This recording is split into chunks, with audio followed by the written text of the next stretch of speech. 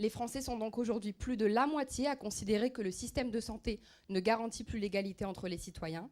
Pour 51% d'entre eux, il est en train de devenir un système de santé à deux vitesses. Ma question sera simple, partagez-vous leur avis?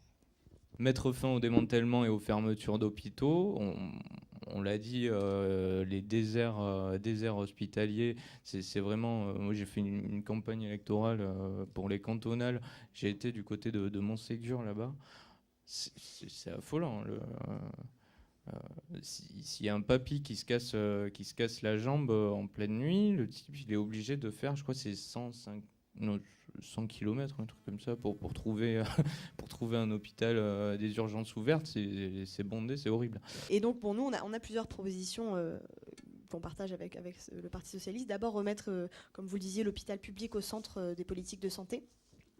En encadrant donc très strictement les dépassements d'honoraires, parce que ça permet à très peu de personnes, beaucoup de personnes se privent de soins également parce que les dépassements d'honoraires sont très importants, et mettre fin donc à la tarification de l'activité dans les hôpitaux qui fait qu'ils sont obligés de rentrer dans une logique comptable assez désastreuse. Ensuite, mettre en place pour répondre à votre question sur les déserts médicaux, mettre en place des maisons de santé sur tout le territoire, et bien mettre en place l'obligation également pour les jeunes médecins de commencer leur carrière dans des milieux qui ont besoin de personnel de santé. Et ensuite, il y a une mesure qu'on aime bien aussi au mouvement des jeunes socialistes, c'est le pass contraception, parce qu'il ne faut pas oublier que les premières victimes des coupes dans les budgets de la santé, c'est les femmes qui ont de plus en plus de mal à avoir accès à la liberté, de choisir.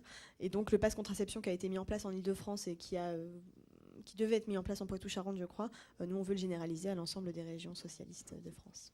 Nous prévoyons chez Europe Écologie d'investir dans la santé pour une somme de 4,6 milliards d'euros. Donc, nous arrivons à un tel constat comme ça. Nous voulons supprimer les franchises médicales, 900 millions. Étendre la CMU complémentaire à 1,5 million de personnes supplémentaires, ce qui fait 700 millions d'euros.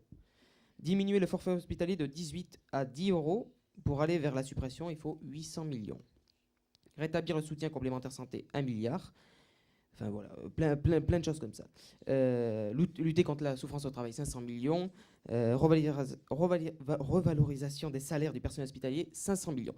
Donc nous avons constaté que la santé, aujourd'hui, était malmenée. J'ai des exemples concrets. Aujourd'hui, j'ai une collègue qui refuse d'arrêter de travailler parce qu'il y a cette histoire des 4 jours de carence. Il y a déjà 3 jours de carence. Elle n'a pas assez d'argent pour finir le mois, donc on est le 22. Si elle s'arrête aujourd'hui, elle peut plus se nourrir demain, quoi.